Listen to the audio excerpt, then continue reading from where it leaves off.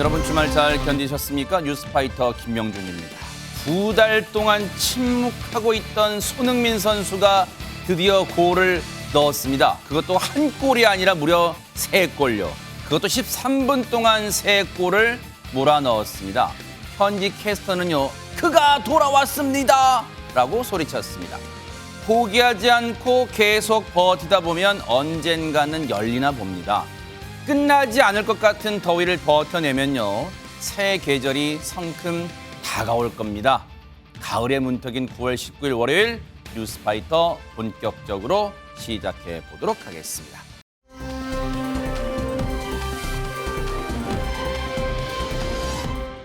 어제 서울 시내 운전하셨던 분들은 교통방송 때 잠수교 일대가 꽉 막힌다, 그 얘기 들으셨을 거예요. 최정아 기자님, 왜 그랬을까요? 네, 어제 한강 잠수교에서는요, 4천 명이 넘는 시민들이 가만히 앉아서 아무것도 하지 않는 이런 진풍경이 펼쳐졌다고 합니다. 영상을 보면서 함께 설명해 드리도록 하겠습니다. 어딘가를 응시하면서 깊은 사색에 빠진 듯한 남성이 보입니다. 네. 그리고 그 주변에는 여러 사람이 모여 앉아 저마다 멍하게 있는 모습이 보이는데요. 혹시 눈치채셨나요? 맞습니다. 이곳은 3년 만에 다시 열린 멍 때리기 대회 현장인데요. 이 멍한 상태를 가장 오래 유지하는 참가자를 가려내는 이색 대회로도 잘 알려져 있습니다. 와. 저마다 다양한 모습으로 이 멍한 모습을 유지하고 있는 것이 참 웃음을 자아내기도 하는데요. 과연 올해 우승은 누가 차지를 했을까요? 와, 대박 사건입니다. 저는 이분 참 무슨 고민이 있으신가 처음에 그런 생각했는데, 다들 지금 멍 때리고 앉아 계시는데 참가 혹시 기준이 어떻게 됐을까요, 박성배 변호사님? 보신 것처럼 코로나19 확산으로 한동안 중단됐던 한강 멍때리기 대회가 3년 만인 어제 서울 서초구 잠수교에서 재개됐습니다. 네. 이번 대회는 4천 명이 넘는 시민들이 참가 신청을 했고, 이야. 시는 참가 사연과 직업 등을 고려해 그중 50팀을 선발했다고 합니다. 대회 진행 방식은 90분 동안 참가자들의 심박수를 15분마다 측정해서 가장 안정적인 평균 심박수를 기록한 팀을 선발하는 방식입니다. 상당히 과학적이네요. 그렇습니다. 선수들에게는 모두 4장의 카드가 주어지는데, 대회 중간에 이 카드를 들어서 필요한 것을 요구할 수 있습니다. 이 빨간 카드는 뭉친 근육을 위한 마사지 서비스, 이 파란 카드는 갈증 해소를 위한 음료 서비스, 노란 카드는 부채질 서비스, 그리고 검정 카드는 기타 불편사항 해소 요구용입니다. 다만 낮 최고 기온이 33도에 달할 정도로 상당히 더워서 어제 더웠어요, 진짜. 중도에 포기하시는 분들도 상당히 많았다고 합니다. 그렇지만 경기 완주 자체에 의의를 두는 참가자들도 많았다고 합니다. 아까 저는 부채를 옆에 분이 하길래 이래도 너 멍 때릴 거야? 못하겠잖아. 방해하는 줄 알았더니 그게 부채질 요구할 수 있는 권리 카드를 쓰신 거군요. 근데 저 멍 때리기 대회 기억을 더듬어 보니까 장윤 변호사님, 예전에도 뭐 유명하신 분들이 나갔던 그런 대회 같은데요. 그렇습니다. 가수 크러쉬가 나갔다가 1등을 하게 됐어요. 그래요? 이번에는 배우 엄현경 씨가 참가해서 눈길을 끌었습니다. 엄현경 씨도 정말 입을 굳게 다물고 그야말로 무념무상의 세계로 빠져들었는데요. 네. 대회에 참가하면서 나는 24시간도 멍 때릴 수 있다, 이렇게 자신감을 보였고요. 처음 심박수를 내가 쟀을 때는 상당히 높게 나왔는데 처음에 높게 나왔기 때문에 차차 심박수를 낮춰가는 전략을 구사하려고 한다, 이렇게 유쾌하게 참여 의사를 밝히기도 했는데요. 일단 멍 때리기 대회 아까 말씀드린 것처럼 2016년도에 가수 크러쉬가 우승을 차지하기도 했었습니다. 진짜 또 그 얘기 듣고 보니까 엄현경 씨 보니까 멍 잘 때리고 있다는 생각이 드는데, 언뜻 봐도 영상 보니까 다양한 연령대 분들이 참가를 하셨어요. 얘기 들어보시고 이어가 보도록 하겠습니다. 엄마가 뉴스에서 이거를 봤는데 재밌을 것 같아서 신청했어요. 멍 때리기 대회가 지난주에 하기로 돼 있었는데 태풍 때문에 못해서 좀 아쉬웠는데요. 근데 오늘 이렇게 복장을 맞춰서 오자고 한 거는 와이프가 아이디어를 내서 좀 특색 있게 나가보자 해서 참석을 하게 되었고요. 이렇게 시민들과 함께 어우러진 행사에 참석하게 돼서 참 기쁘게 생각하고 있습니다.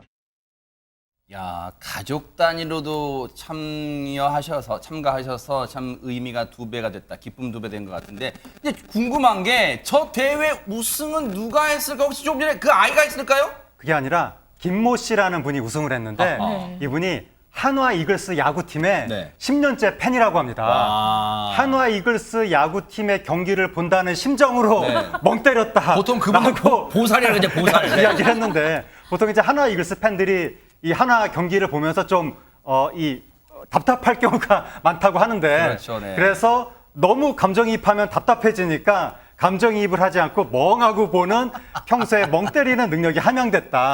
그렇게 야구 경기를 계속 보다 보니까 이번에 멍 때리기 대회에서도 우승할 수 있었다. 네. 그렇게 이야기를 한 것 같습니다. 조금 웃음 소감이 가슴이 찡해요. 지금 한화 성적이 조금은 계속해서 안 좋아서 지금 그걸 지금 그 느낌으로 얘기를 하시는데 근데 이런 대회 취지가 어땠는지 모르겠지만 참 좋은 것 같아요. 잠시 쉬어가는 느낌. 그렇죠. 이 한강 멍때리기 대회는요. 아무 일도 하지 않는 게 뒤처지거나 무가치한 행위가 아니고 일종의 아트, 행위예술이다라는 것을 인식시켜주기 위해서 계속 열리고 있는데요. 사실 요즘 청소년들에게 제일 가혹한 벌이 뭔지 아십니까? 뭘까요? 30분 동안 휴대폰 못 만지기. 어머. 예. 그러니까 멍 때려보지를 못한 거죠. 야, 말만 들어도 진짜 답답할 것 같은데요. 네. 그래서 극장에 2시간 가까이 상영하는 극장도 청소년들이 안 간 이유가 휴대폰 2시간 동안 못 보기 위해서라고 아하. 하는데요. 심심하고 멍 때리는 시간을 가져야 인공지능과 싸울 수 있는 상상력이 좋아진다고 해서 네. 이 대회에 이만큼 큰 관심이 갔던 것 같습니다. 네. 자, 잠시 바쁜 도심 이 현대 사회에서 잠시 쉬어가는 시간을 준 것 같아서 참 마음이 흐뭇하다 그런 생각도 해봐요.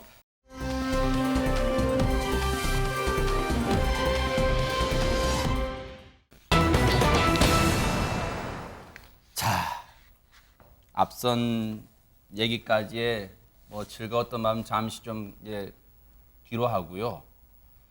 국민적 분노가 치미는 그 사건을 얘기를 해볼게요. 지난 14일이었죠. 신당역 스토킹 살인 사건. 그 피의자에 대한 신상공개위원회가 열렸는데 오늘 경찰이 관련해서 신상을 공개할지 말지를 일단 결정을 했습니다. 먼저 피의자의 모습 좀 보시고 이어가 보도록 하겠습니다. 신상공개위원회 열리는데 하실 말씀 없으십니까? 피해자 집 과거에 왜 2차례나 찾아갔습니까? 피해자 유족분들한테 하실 말씀 없으십니까? 범행 계획하신 거 인정하십니까? 죄송합니다.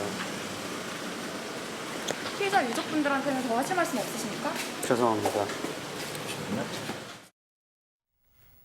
이 영상 보시면 시청자분들이 감을 잡으셨을 겁니다. 보통 흉악범이라 하더라도 언론에서는 형이 확정되기 전까지 저 사람도 아니죠. 저 인간의 얼굴을 흐리게 보통 했는데 오늘 선명하게 저희가 보여드립니다. 그 이유가 뭡니까? 박성배 변호사님. 오늘 오후 서울경찰청이 신상공개위원회를 열어 신당역 스토킹 살해범의 신상을 공개했습니다. 피의자는 31세 전주환입니다. 신상공개위원회는 사전에 계획해서 공개된 장소에서 피해자를 잔인하게 살해하였다. 범행을 시인하는 등 증거가 충분하고 스토킹 범죄 등 유사 범행에 대한 예방 효과 등을 두루 고려해 신상을 공개하기로 결정했다고 밝히고 있습니다.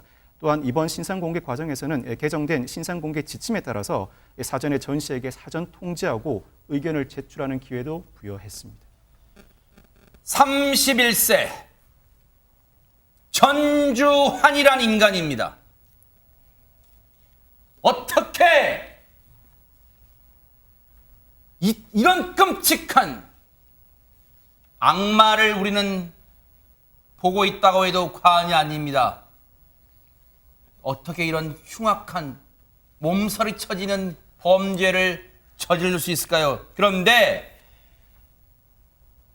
앞서 모두 이런 비슷한 류의 흉악범들, 이번에 전주환처럼 신상이 공개된 사례가 여러 건 있었죠? 장유미 변호사님. 그렇습니다. 과거 이번 신당역 살인 사건과 유사한 사례에서 전부 흉악범들의 신상이 공개되는 경우가 상당히 많았습니다. 네. 일단 미리 흉기를 준비해서 치밀하게 범행을 계획하고 그리고 피해자 주거지를 아주 집요하게 알아내서 찾아가는 등의 공통적인 패턴을 보였었는데요. 앞서 지난해 4월 서울 노원구에서 세모녀 살해한 김태현, 신상정보가 공개된 바가 있습니다. 그리고 지난해 11월에 신변보호를 받던 전 여자친구를 스토킹하고 살해한 혐의로 구속된 김병찬의 신상정보도 공개가 됐는데요. 김병찬은 1심에서 징역 35년 선고받고 현재 항소심이 진행 중입니다. 또 지난해 12월에는 전 여자친구의 집을 찾아가서 여자친구가 없고 그 어머니가 있자 그 어머니를 살해한 혐의로 구속된 이석준, 신상정보 마찬가지로 공개가 됐었습니다. 당시 여자친구의 주소지를 흥신소를 통해 알아냈고요. 택배기사를 가장해서 집에 침입한 후에 여성의 어머니를 살해했고요. 당시 13살이던 미성년 동생에게 흉기를 휘둘러 중태에 빠지게 한 혐의 받았습니다.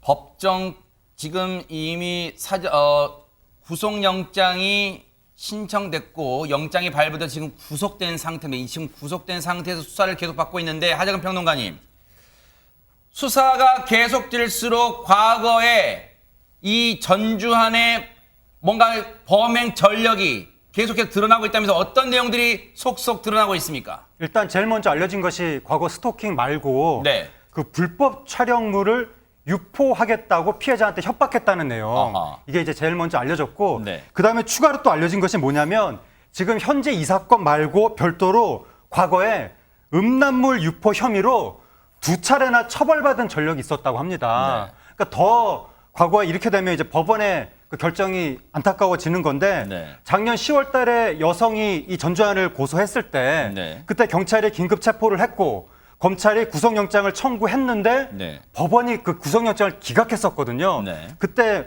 스토킹만으로도 그 구속하지 않은 것에 대해서 굉장히 안타깝다고 했었는데 네. 이제 와서 보니까 음란물 유포 혐의로 2번이나 처벌받은 전력이 있었다고 하는 거예요. 네. 그러면 더 위험한 사람이니까 법원이 구속에 대해서 당시에 더 전향적으로 결정을 했어야 되는 것이 아닌가. 네. 그러한 아쉬움이 지금 생기는 겁니다. 장윤미 변호사님, 과거 전주환이 이 강력한 살인사건 말고도 음란물 유포 혐의로 2차례 처벌받았다. 그러면 본인이 직접 찍은 영상물이 어떤 겁니까? 그건 아니었던 것 같습니다. 왜냐하면 2018년도에 처벌받은 그 범죄의 명을 보면요. 정보통신망법상 음란물 유포 행위였거든요. 그러니까 이 벌금형을 선고받은 적이 있는데 그 당시에 성폭력 특례법으로는 불법 촬영물은 본인이 직접 촬영을 하거나 의사에 반해서 촬영을 한 경우를 처벌하는 조항이었습니다. 단순 유포하거나 소지하는 것은 그 이후에 성폭력 처벌법으로 들어가게 됐기 때문에 2018년도에 이 해당 법령으로 처벌을 받았다는 건 아마 본인이 직접 촬영한 영상이 아니라 인터넷 등에 올라와 있는 영상을 유포했던 것으로 네. 추정이 되는 부분입니다. 전주환에 대한 수사가 계속되면서 이 전주환이라는 인간이요, 피해자에게 끊임없이 전화나 문자 메시지를 통해서 불안과 협박을 일삼았다는 내용이 드러나고 있다면서요, 최정화 기자님. 네, 그렇습니다. 피의자는 피해자에게 이러면 내가 찾아가는 수밖에 없다라고 문자 메시지를 보내는 등 이 351회에 걸쳐서 불안감을 조성한 것으로 나타났습니다. 연락이 오는 것도 싫은데 지금 찾아온다라고 얘기하면 얼마나 무섭고 얼마나 불안할까요? 그러나 이때는 이 스토킹 처벌법 시행 전이라 안타깝게도 이 피해자가 할 수 있는 게 이 정보통신망법 위반, 그러니까 불안감 조성 혐의로 피해자를 고소하는 것밖에 없어서 그렇게 고소를 했었던 상황이었다고 합니다. 네.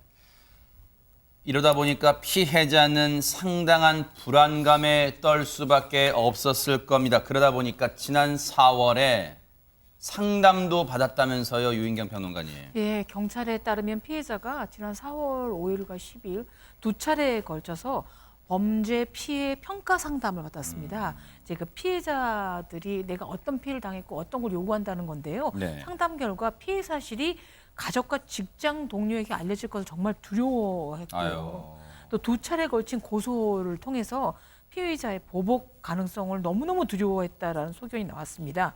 이제 범죄 피해 평가 제도는 심리 전문가가 피해자의 신체라든가 심리라든가 사회적 뭐 이런 고통들, 혹시라도 2차 피해 등을 종합 평가해서 그 결과에 따라서를 이제 보내서 수사 서류에 첨부하거든요. 네. 그러면 양형 등에 이제 반영하게 돼 있습니다. 그런데 이제 피해자는 그 지난 2월 15일 변호사와 동석해서 경찰 조사를 받은 자리에서 경찰이 이제 신변 보호를 해주겠다고 그랬음에도 불구하고 원치 않았다고 합니다. 이건 사실은 본인이 더 두려움, 혹시라도 신변 보호를 요청했을 경우에 또 어떤 일이 모를지 모르는 두려움 때문인 것 같고요. 범죄 피해 평가만 자신이 이제 검사를 받은 그것만 상담받은 것만 알려지도록 전해지도록 알려졌습니다. 피해자가 경찰에 처음으로 도움을 요청한 게 지난해 10월 4일인데 네. 불과 1년도 되지 않아서 생을 마감하게 돼서 정말 안타깝습니다.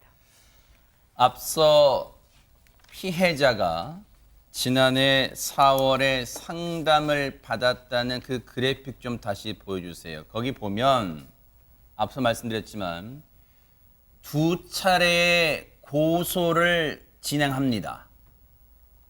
그런데 지난해 10월 첫 번째 고소 당시에는 경찰이 구속영장을 신청했어요. 근데 법원이 기각을 합니다. 이를 두고도 지금 말들이 많던데요, 박성배 변호사님. 그렇습니다. 경찰이 지난해 10월에 불법 촬영물을 이용한 협박 혐의로 전 씨에 대해 구속영장을 신청합니다. 이 불법 촬영물을 이용한 협박 혐의 그 자체로 수사 단계에서부터 구속영장을 신청하는 조치가 일반적이지는 않습니다만 이 사건에서 구속영장을 신청하였다는 것은 그만큼 죄질이 불량하다고 볼 만한 구체적인 사정이 있었던 것 같습니다. 그렇지만 법원은 주거가 일정하고 증거인멸 및 도주 우려가 없다는 이유로 구속영장을 기각합니다. 여기에 전 씨가 지난 2016년 공인회계사 시험에 합격한 사실이 뒤늦게 알려지면서 당시 법원의 영장 기각에 대한 비판의 목소리가 커지고 있습니다. 피의자의 이력 등 형식적 측면만을 따져서 영장을 기각한 것 아니냐는 비판인데 사실 이는 부인할 수 없는 실무상 관례입니다. 혐의를 부인하면 모를까 혐의를 인정할 경우에는 전문직이나 안정적인 직종에 종사하는 피해자에 대해서는 도주할 우려가 없다고 보고 쉽사리 구속영장을 발부하지 않으려는 경향이 있습니다. 이게 우리의 국민의 법감정이 이걸 받아들일 수 있어요? 이 악마가, 이 피의자가 전주환이라는 인간이 2016년에 공인회계사 시험에 합격한 사실이 있다고 글쎄 그때 법원이 이걸 인정했는지 모르겠지만 그래서 그게 영장 기각되는데 이유로 작용했을까요? 그렇다면 그게 정말 이유였다면 너무너무 분노가 치미는 거 아닙니까? 이런 CPA 공인회사 이렇게 합격하면 도주 우려가 없고 증거인멸 우려가 없는 거예요? 어처구니가 없습니다. 애초에 전주환이 체포됐을 때 이런 말을 했었죠. 최정혁에 대한 어떤 말이었습니까? 네, 오래 계획했다라는 것을 말했다고 알려져 있는데요. 이 사람 지금 앞뒤 안 맞는 소리를 하기 시작합니다. 처음에는 계획적인 것을 인정하는 듯 하는 말을 했는데요. 이후 태도를 아예 바꿔서 우울증으로 인해서 우발적 범행을 저질렀다라고 지금 주장을 하고 있는 상황이라고 합니다. 뭔가 여기저기서 주워들었겠죠. 계획적 범행을 자신이 인정하면 형이 무거워질 것을 우려했을까요? 급하게 말을 바꾼 것 같습니다. 장유미 변호사님. 그렇습니다. 그런데 본인의 주장과 다르게 경찰 수사 결과 속속 드러나는 사실관계는 아주 치밀하게 범행을 계획한 것으로 보입니다. 왜냐하면 이 범행으로부터 11일 전에 바로 이 한 역에 들릅니다. 그 당시 어떤 상황이었냐? 전주환은 고소가 이루어진 상황이었기 때문에 이 역무원 지위에서는 직위 해제가 돼 있었습니다. 그런데 본인을 불광역의 그 역무원인데 휴가차 잠깐 확인할 게 있어서 지금 들렀다라고 하면서 6호선의 한 역 사무실에 들러서는요. 이 바로 내부 전산망에 접속을 해서 이 피해 여성의 근무지, 근무 시간 등을 파악을 합니다. 그렇기 때문에 이게 과연 우발적인 살인으로 볼 수 있느냐 의구심이 상당히 나올 수밖에 없는 대목이고요. 범행 전에는 또 피해자가 살던 집을 최소 2차례 이상 찾아간 사실이 추가 확인되기도 했습니다. 보세요. 14일 범행이 일어났는데 열 하루 전인 3일에 이게 웃겨요. 직위 해제는 됐죠. 아주 나쁜 짓으로 파렴치한 짓으로 직위 해제는 됐지만 서울교통공사에서 이른바 해직이 된 게 아니기 때문에 신분증이 있었나 보죠. 그러니까 가다가 불광역에 들어가서 저 같은 교통공사 직원인데 내부망 좀 쓸게요. 그랬다는 거예요. 그래서 피해자의 근무, 동선 같은 거를 이른바 내부망을 통해서 검색을 해봤던 겁니다. 그리고 나서 범행 당일에도 박성배 변호사님, 당일에도 내부망에 전산망에 들어가서 뭔가를 피해자 관련 동선을 캤다면서요. 경찰이 CCTV를 통해 전 씨의 범행 당일 행적을 분석한 결과 이 전 씨는 피해자가 살았던 거주지를 먼저 찾아간 것으로 확인됐습니다. 그렇지만 이미 거주지를 옮긴 피해자가 나타나지 않자 전 씨는 길을 가던 다른 여성이 피해자인 줄 오인하고 이 여성을 7분간 뒤를 밟은 것으로 추정되는 상황이기도 합니다. 이 전 씨는 이후에 모역에서 회사 내부망에 다시 접속을 합니다. 이후 피해자 예전 집에 다시 찾아가는데 그 뒤 신당역으로 장소를 옮겨 결국 피해자를 살해하고 맙니다. 이 전 씨는 흔적을 남기지 않기 위해 이동 과정에서 일회용 교통카드를 썼습니다. 아울러 일회용 위생모를 착용한 상태였는데 이는 유전자 정보를 현장에 남기려 하지 않기 위한 목적보다는 다른 사람들이 자신을 알아보지 못하게 하기 위함이라고 경찰은 추정하고 있습니다. 지금 이 CCTV 영상 보면 여러분들 저게 뭔데 자꾸 보여주는 거지 하실 텐데 앞서 말씀드렸죠. 당일날 범행 당일날에도요. 서울교통공사 내부망을 통해서 피해자의 근무 또 동선 등을 파악하다가 일단은 나옵니다. 그러다가 앞에 가는 여성, 피해자의 외모와 비슷한 여성을 따라가는 그 장면 CCTV에 고스란히 찍힌 거예요. 저 여성을 보세요. 아무 거리낌 없이 성큼성큼 뒤에서 따라갑니다. 7분간 그러다가 그 여성의 얼굴이 확인될 때까지 7분 정도 자신이 스토킹하던 피해자가 아닌 걸 확인하고서야 발걸음을 돌리는 그 장면, 소름 끼치는 장면이 고스란히 CCTV에 포착이 됐습니다.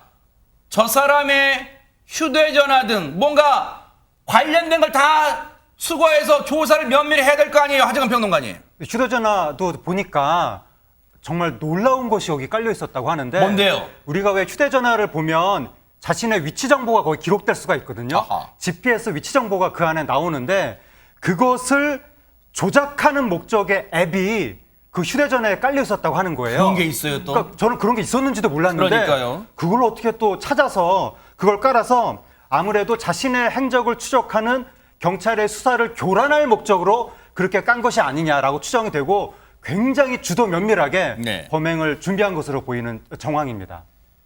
정말로 소름 끼칩니다. 이 전주환이라는 인간이요. 당일날 피해자의 옛집을 알고 있었나 봐요. 그 옛집을 찾아가요. 그러다가 옛집에 인기척이 없으니까 다시 지하철 역사로 와서 또다시 자기가 교통공사 직원이라는 걸 내세우면서 내부망을 검색해요. 그래서 그때 피해자의 근무 일지를 알아냅니다. 그리고 다시 재차 그 옛집에 가서 정말로 여기에 살지 않는 걸 알고 나서 발걸음을 돌리면서 앞서 외모가 비슷했던 여성을 따라가는 CCTV에 포착되는 장면까지 고스란히 포착이 됐습니다.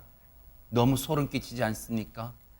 치밀하게 지금 이 전주환은 자신이 우발적 범인이라고 강조하고 있지만 치밀하게 계획된 그런 끔찍한 범행임이 곳곳에서 드러나고 있습니다. 이런 가운데 범행 당일에는 여기도 방문했다는데 어딥니까? 유인경 평론가님. 이 피의자의 정말 머리를 잘 굴리는구나. 속된 말로 해서 느껴지는 순간인데요. 자기 집 근처 현금 자동 입출 거기를 찾아 ATM기가 그러죠. 네. 1,700만 원의 현금을 찾으려고 했는데 한도 금액을 이제 초과했기 때문에 실제로 돈을 찾지는 못했다고 그럽니다. 그런데 경찰에 진술하기를 부모님한테 드리려고 돈을 찾은 거다라고 주장을 하고 있대요. 근데 누가 봐도 범행을 저지른 후에 어느 정도 돈을 확보한 다음에 그걸로 도주 자금으로 쓰려고 했던 게 뻔한데 네. 분명히 또 부모님한테 드리려고 그랬다는 식으로 계속 거짓 진술을 하고 있는 상황이어서 정말 이 사람 아니 이 인간 제대로 된 수사를 받고 벌을 받아야 됩니다. 소름 끼칩니다. 전주환의 부모님이 이 진술을 듣고 글쎄요. 그 효심에 감탄할 거라 생각해요? 이런 끔찍한 일을 저지른 아들이 1,700만 원을 찾아서 부모님을 드리려 했다는 이 말을 지금 부모님이 듣고 기뻐할 줄 알아요? 어떻게 이런 누가 봐도 뻔뻔한 금방 탄로날 거짓을 이렇게 범행을 더 형량을 낮출 요량으로 둘러대고 있을까? 그런가 하면 하재근 평론가님, 자신이 우발적 범행임을 뒷받침하려는 목적으로 범행 당일에 여기도 방문하는 치밀함도 보였다면서요. 어딥니까? 그러니까 지금 크게 두 가지 차원에서 이 사람이 자기의 그 죄를 줄이려고 하는 것 같은데 네. 첫 번째가 나는 우발적 범행이었다라는 걸 주장을 하는 것 같고 또 하나가 정신적으로 좀 당시 좀 미약한 상황이었다. 그걸 주장하려고 하는 것 같거든요. 어허. 그 당일날 네. 지금 이 사람이 뭐라고 그러냐면 평소에 우울증 증세가 있었고 네. 범행한 후에 극단적인 선택을 하려고 했다라고 주장한다고 하는데 범행 당일 14일 날 오후 3시쯤에 정신과 병원을 찾아서 진료 기록을 남겼다고 합니다. 아하. 그러다 보니까 이 기록을 토대로 향후에 자신이 심신미약을 주장하려고 했던 것이 아니냐 네. 이런 추정이 나오는 겁니다. 혹시 이 부분을 박성배 변호사님 재판부가 받아들일 가능성이 있어요? 심신미약 등으로?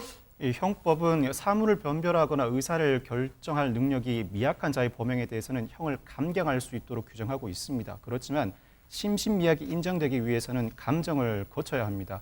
실제로 정신질환이 범죄에 영향을 미쳤는지 전문가의 분석을 거쳐야 하는데 심신미약이 인정된다고 하더라도 수년 전 형법의 개정으로 형을 실제로 감경할지 여부는 재판부의 판단에 맡겨져 있습니다. 수사가 이어질수록 경찰은 전주환의 계획적 살인의 그 수준을 넘어서 이렇게까지 판단을 하고 있는 것 같습니다. 장윤미 변호사님. 바로 일반 살인이 아니라 보복 살인으로 죄명을 변경한 겁니다. 이게 어떤 큰 차이가 있냐? 네. 일반 살인죄는 사형 무기 5년 이상의 법정형을 갖고 있는데요. 보복 살인죄 같은 경우에는 사형 무기 10년 이상의 형이 선고가 가능합니다. 네. 그만큼 가중해서 처벌받는 범죄이고 이 사건이 이뤄진 건 본인이 이 피해 여성의 고소 사실로 형사재판 1심 선고를 하루 앞둔 날이었습니다. 게다가 마지막 공판 과정에서 검찰의 구형량이 9년에 이르렀습니다. 이런 일련의 과정들을 종합했을 때 본인을 고소한 데 따른 안가품적 성격으로 이 해당 여성을 살인한 것이 아닌가라고 충분히 들여다볼 수 있는 여지가 열려 있고요. 네. 그렇기 때문에 훨씬 더 이 전주환 같은 경우에 가중해서 처벌받을 가능성이 높아졌습니다. 경찰은 그제입니다. 토요일 날 이 전주환의 자택을 압수수색해서 태블릿 PC 그리고 외장 하드 등을 확보했어요. 이 끔찍한 범죄 말고 다른 추가적인 범죄가 있는지 들여다보기 위함인데 지금 사건이 발생한 신당역에는 많은 시민들의 추모의 발길이 이어지고 있는데요. 추모객들의 얘기 들어보시고 이어가 보도록 하겠습니다. 이제 20대로서 여자이기도 하고 해서 너무 안쓰러운 마음에 이제 오게 됐어요. 아프지 않는 세상에서 이제 편히 쉬라고 이제 그런. 딸을 가진 엄마로서 너무 마음이 아파서 정말 당해서는 안 되는 일을. 시민분들이 꼭 비단 여성뿐만이 아닙니다. 많은 분들이 와서 정말 자신의 가족의 일처럼 마음이 아파하고 또 진짜로 분노하고 있는데 추모 공간에 보면 하재근 평론가님 유독 커피가 많이 놓여 있다는 말을 취재 기자가 전해왔는데 왜 그랬을까요? 네, 피해자의 위패 옆에 커피가 3잔이 놓여 있다고 하는데 네. 지금 동생이 하는 이야기가 우리 언니는 그 평소에 커피 스틱을 한꺼번에 4개, 5개를 먹을 정도로 커피를 굉장히 좋아했다.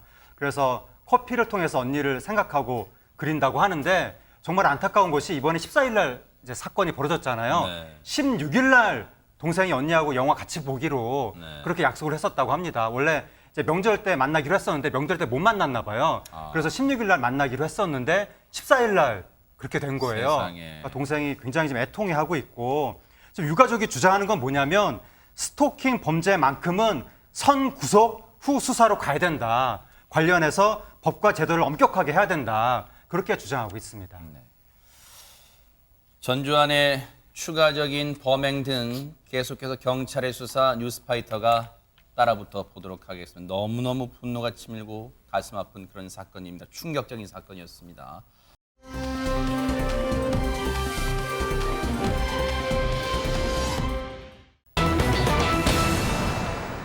자, 분위기 바꿔볼게요. 사실 이분의 이름만 들어도 우리가 국민 배우라고 왜 칭하는지 여러분 이해가 되실 거예요. 그런데 무슨 사연이 전해졌어요. 바로 이분한테 어떤 일이 있었는가 먼저 연기 모습 보시고 이어가 보도록 하겠습니다. 선택을 부하들에게 미뤘으니 비겁하고 무능한 대장이지.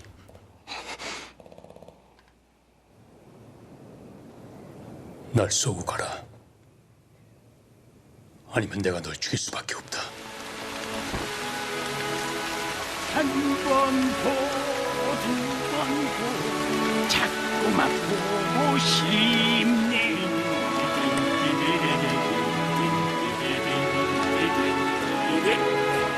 경매랑 물길은 향도가 소상히 잘 알고 있으니 제가 유인해 보겠습니다. 뭐 얼굴만 봐도 반가운 바로 국민 배우 안성기 씨인데 일단 제일 궁금한 게 안성기 씨가 데뷔한 지 얼마나 됐을까요, 최정화 기자님? 네, 안성기 씨는 데뷔 65년 차입니다. 대박 사건이에요. 네, 올해 나이가 71세인 배우 우리 안성기 씨인데요. 최근 대중에게 정말 오랜만에 공개석상에 자리를 올린, 그러니까 자리를 실제 모습을 보여준 자리가 있었어요. 하긴 요즘 뜸했어요, 진짜. 네, 그렇습니다. 네. 뭐 영화 한산에서 모습을 보이긴 했지만 그 모습은 2년 전의 모습이기 때문에 사실 공식 석상은 최근이 가장 처음이다라고 할 수 있는데요. 이곳에서의 모습이 공개된 후에 팬들의 이 뭐랄까 굉장한 걱정을 사고 있기 때문입니다. 그래요? 영상 준비해봤습니다. 왜 그랬을까요? 네. 지난 15일입니다. CGV 압구정에서 열린 배창호 감독 데뷔 40주년 특별전 개막식 현장입니다. 네. 힘들게 이 발걸음을 옮겨서 자리에 앉는 이 사람 바로 배우 안성기 씨인데요. 이분이 보시고 약간 라고 하시는 분들이 정말 많으실 거예요. 왜냐하면 우리가 이전에 봤었던 그 영상에 비해서 얼굴이 많이 부었고 또 그리고 가발도 썼고요. 세상에. 눈썹도 우리가 알고 있는 안성기 씨보다 많이 희미한 모습이죠. 한눈에 봐도 아주 건강한 우리가 봤었던 그 안성기 씨의 모습은 아니기 때문인데요. 안성기 씨 이날 무대에서 다소 어눌한 말투로 힘겹게 인사말을 이어갔고요. 결국 개막작 이 꼬방 동네 사람들을 다 보지 못한 채 떠났다고 합니다. 이후 건강 이상설이 다시 한번 불거졌습니다. 그랬더니 이 소속사가 안성기 씨가 혈액암에 걸렸다라는 이 충격적인 사실을 밝혔는데요. 국민 배우인 그를 향해서 팬들의 걱정과 응원이 쏟아지고 있는 상황입니다. 어머, 이게 무슨 얘기입니까? 무슨 청천벽력 같은 얘기예요. 혈액암이라니요. 앞서 영상에 한눈에 봐도 부었잖아요. 진짜 다른 분이 혹시 뭐 친척분이나 온 것인 줄 알았잖아요. 잠시 영상 보시고 이어가 보도록 하겠습니다. 이 영화에서는 좀 새로운 모습, 좀 힘 있는 모습 그런 걸로 하면 좋지 않겠나 생각을 해서 의상서부터 뭐 헤어 이런 것까지 다. 마음이 아픈데요. 많이 붓기도 했지만 일단 이제 말하는 것도 조금 어려워하세요. 어눌한 상태입니다. 지금 정확히 어떤 상태입니까, 박성배 변호사님? 이 건강 걱정이 쏟아지자 안성기 씨가 지난 16일 한 언론과의 인터뷰를 통해서 혈액암이 발병해 1년 넘게 투병 중이라는 사실을 밝혔습니다. 항암 치료를 받으면서 최근에 건강이 좀 나아져서 외출을 할 수 있었고 이 항암 치료로 가발을 벗으면 민머리 상태라고 합니다. 소속사도 입장을 내고 혈액암 치료 중인데 평소에도 관리를 철저히 하는 만큼 계속해서 호전되고 있다고 밝히고 있습니다. 당시 배창호 감독 데뷔 40주년 특별전에서 안성기 씨를 옆에서 부축해준 배우 김보현 씨는 안성기 씨가 혈액암 투병 중인 사실은 이미 알고 있었지만 막상 얼굴을 보니 나도 모르게 눈물이 흐르더라라고 전하고 있습니다. 몸이 힘든 가운데도 배창호 감독의 데뷔 40주년을 축하하기 위해 어려운 발걸음을 해주었지만 말하는 것조차 힘들어하더라. 빠른 쾌유를 진심으로 바란다고 전하고 있습니다.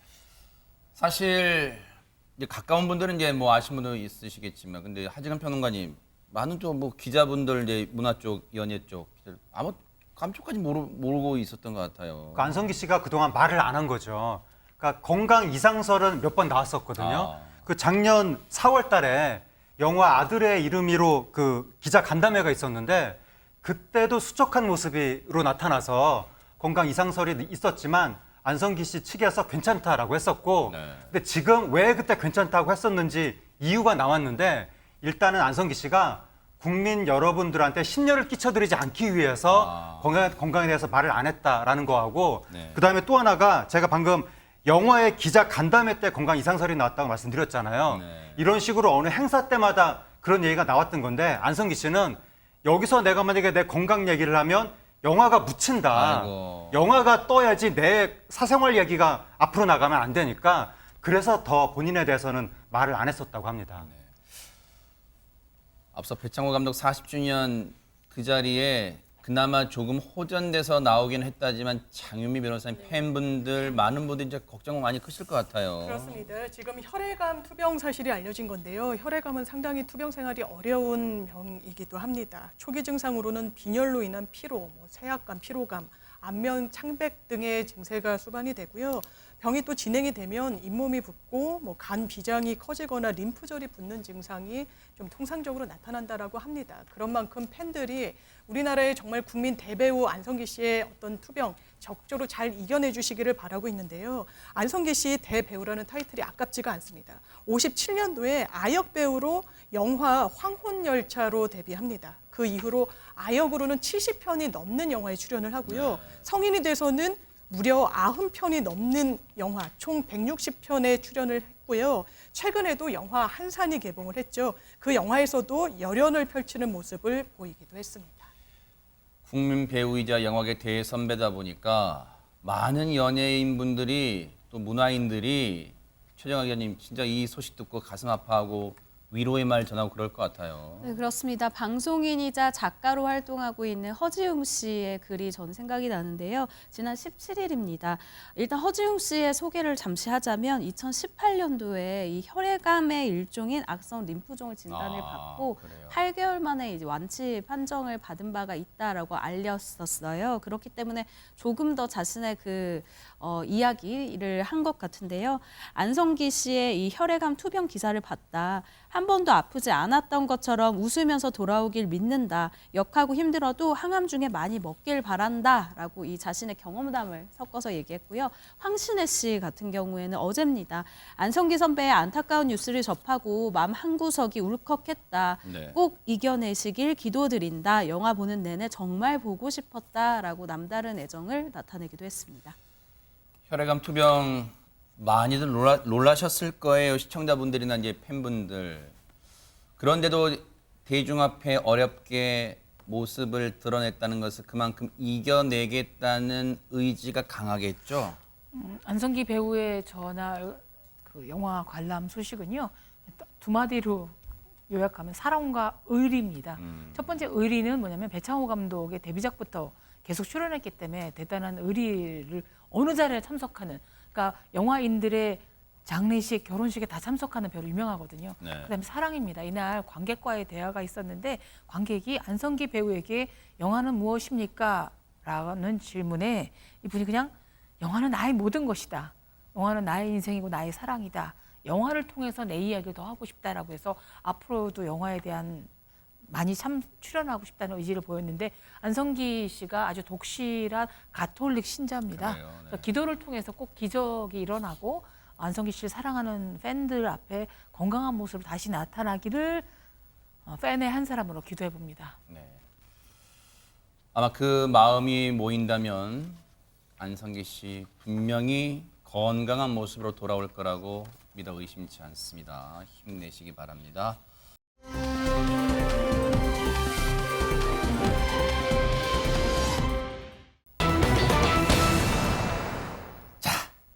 분위기 좀 침울해졌는데 바꿔볼게요. 송구합니다. 세대 간의 대통합을 보였던 MBN의 우리들의 트로트 2부가 지난주에 또 성황리에 막을 내렸어요. 그런데 그 2부를 빛내준 레전드 가수가 있었다면 누군지 한번 보시고 이어가 보도록 하겠습니다.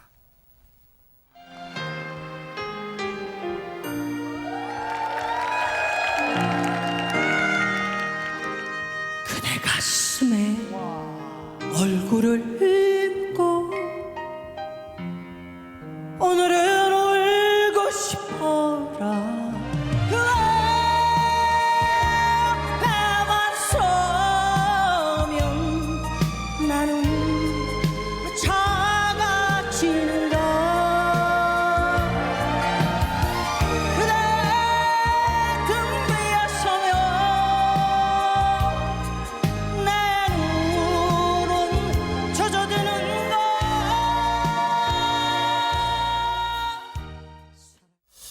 최정아 기자님, 김수희 씨인데, 근데 제가 이제 이 가요에는 뭐 문외한이긴 합니다만 김수희 씨가 굳이 또 이 트로트만 있는 게 아니라 발라드도 많이 내놓고 그랬었잖아요. 네, 그렇습니다. 이 가요계에서 정말 폭넓은 역할을 한 분이다라고 생각할 수 있을 것 같은데요.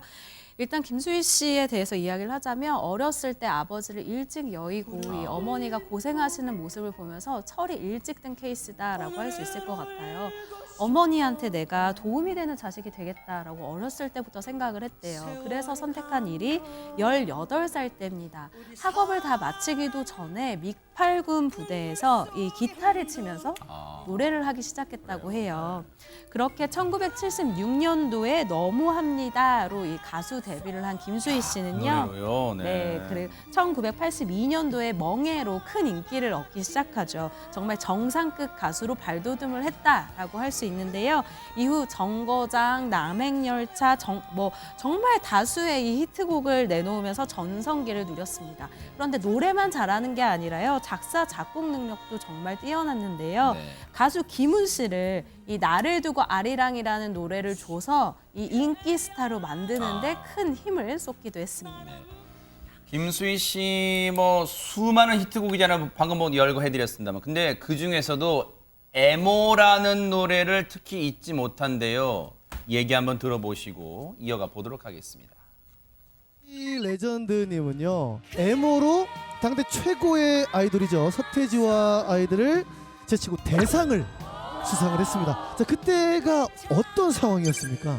저는 당연히 서태지와 아이들이다 생각했는데 그래서 옆에서 그냥 노사연 씨하고 막 수다 떨고 있었어요. 그런데 나중에 어머 언니야 그러는데 너무 놀란 거예요. 못 듣고 있다가 못 듣고 이야. 듣고도 믿기지가 않습니다. 하지만 평론가님 서태지와 아이들 제쳤어요? 네, 저 당시에 서태지와 아이들이 우리나라 가요계를 완전히 뒤집었었는데 그 서태지와 아이들의 열풍을 누르고 에모 열풍이 어마어마했었다는 거죠. 그러니까 김수희 씨가 1980년대 초반에 너무합니다 멍해로 우리나라 가요계를 평정했었거든요. 그로부터 약 10여 년 후에 90년대 초에 에모로 또 한 번 가요계를 평정한 거예요. 두 번에 걸쳐서 평정했는데 그런데 10여 년에 걸쳐서 역주행도 두 번 했는데 그 너무합니다가 우리나라 이 역주행의 아이콘 중에 하나거든요. 한 몇 년 정도 뒤늦게 히트했는데 이 에모도 나온 지 한 3, 4년 걸려서 나중에 히트한 거예요. 그러니까 김수희 씨의 노래가 워낙에 노래 자체의 힘이 좋다 보니까 나왔을 때 처음 나왔을 때는 히트를 못했다 하더라도 항상 입소문이 퍼지면서 결국에는 대박을 치는 것 같습니다.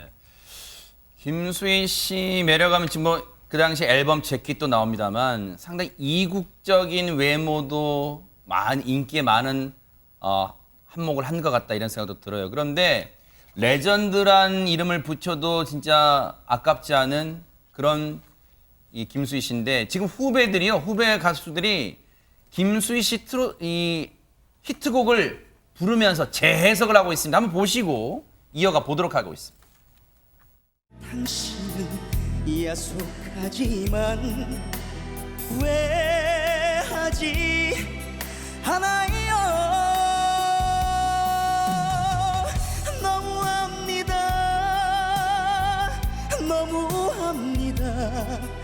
당신은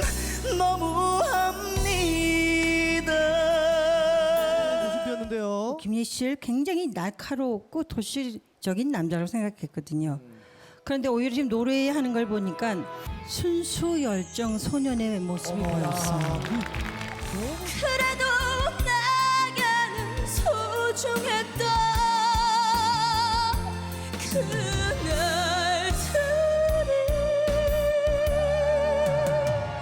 한동안 떠나지 않으리 마음이 괴로울 때면 완벽한 포커스, 키포인트를 잘 잡았어요. 200점 주고 싶어요. 하지만 결과는 200점이 아니라 와 팽팽하게 승부를 가리지 못했대요. 대박 사건입니다. 무승부. 김희재 씨와 전유진 씨, 전유진 양이죠. 승부를 가리지 못했다. 그만큼 팽팽한 실력의 소유자입니다. 그런데 명곡 김수희 씨 명곡 재해석에 나선 후배 가수 중에 이분은요. 와 대박. 노래 실력도 노래 실력이지만 웃음까지 겸비했답니다. 한번 보시고 이어가 보도록 하겠습니다. 사나이 우는 마음을 그 누가 알아 숨져. 아이고 시청자 여러분 행복하고 우리 아주 즐거운 시간을 보내시길 바라면서 우리 운도야 억수로 사랑한대 가슴을 파고 떠난 깔대의 순정 괜찮지? 박구윤 씨한테 저런 성대모사 능력까지 있는 줄 몰랐습니다. 하재근 평론가님. 네, 박구윤 씨가 어렸을 때 그 현철 씨를 마치 큰아버지처럼 알고 그렇게 친하게 지냈다는 거예요. 네. 그러니까 박구윤 씨 아버지가 네. 박현진 씨인데 유명한 작곡가고 이분이 현철 씨의 그 유명한 봉선화 연정 이거를 작곡한 분이고 송대관 씨 네 박자, 박상철 씨 무조건 이런 걸 작곡할 분인데 네. 워낙에 어렸을 때부터 트로트 대형 가수들을 가까이서 지내다 보니까 저렇게 모창하는 능력까지 생긴 것 같습니다. 네. 보면요, 사실 최정화 기자님 이번에 우리들의 트로트 1부와 2부를 보면서 세대 대통합이 이 주제였는데 네. 이번에 무대를 보면 그 주제가 정말 잘 들어맞았다는 걸 레전드 가수 그다음에 후배 가수가 어우러져서 한 무대를 보여줬어요. 정말 잘 잡은 것 같습니다. 사실 이 트로트라는 이 프로그램 자체가 워낙 요즘은 많아요. 그래서 이제 조금의 차별점을 둬야 되는데 사실 그 차별화를 너무 잘 잡은 것 같다라는 생각이 들고요. 네. 후배 가수들이 이 선배 가수들을 굉장히 존중하고 존경하는 마음을 담아서 노래를 부르는 모습을 보면서 사실 그 이 노래를 들으면서 이미 자라왔었던 60대, 70대 시청자분들은 보면서 흐뭇함을 느끼고 또 한번 추억을 느끼게 되는 그런 순간이 될 거고요. 그리고 10대, 20대, 30대 이분들 같은 경우에는 내가 몰랐던 가수인데 내가 좋아하는 가수가 노래를 부르는 모습을 보면서 아 이렇게 좋은 노래가 있었구나라고 다시 알게 되는 순간이 되는 것 같습니다. 사실 하재근 평론가님 한때는 뭐 지금도 그럴 수는 있겠습니다만 한때는 트로트를 좀 뽕짝 이렇게 네. 부르면서 조금은 낮잡아 부르고 좀 그렇게 보는 시각도 있는데 그리고 에이 트로트 인기가 이제 평생 가겠어 사그라들 거야 그런 시각도 있었으나 지금 정말 후배분들의 저런 노력이 K-트로트 날 이 방방곡곡 퍼져나갈 게 얼마 남지 않았다 이런 생각도 들어요. 네, 그러니까 우리나라 트로트의 존재감이 이제 제대로 좀 뭔가 커지는 것 같은 느낌인데 과거에는 트로트가 우리 민족의 애환을 담고 있는 국민들의 실질적인 그 가장 선호하는 음악임에도 불구하고 뭔가 권력에서도 트로트를 은근히 안 좋아하는 경향도 있었고 뭐 외색이라는 이상한 얘기도 있었거든요. 네. 그러면서 70년대 때 좀 탄압을 하기도 했었고 그래도 꿋꿋이 국민들의 힘에 의해서 지금까지 지켜져온 음악인데 요즘에 저런 후배 가수들이 등장하면서 굉장히 화려하게 현대적으로 재탄생하고 있거든요. 그러니까요. 그리고 트로트가 무슨 뭐 음악적으로 질이 낮거나 외색이 아니다. 우리 민족의 어리담겨 있는 음악이다라는 게 재평가 받으면서 이제는 트로트가 당당한 우리 음악의 주류 장르로 자리매김하고 있는 것 같습니다. 그러니까요. 무엇보다 요즘 지친 국민들에게 기쁨과 웃음을 줄 수 있는 게 최고의 무기 아닌가 그런 생각도 해봅니다.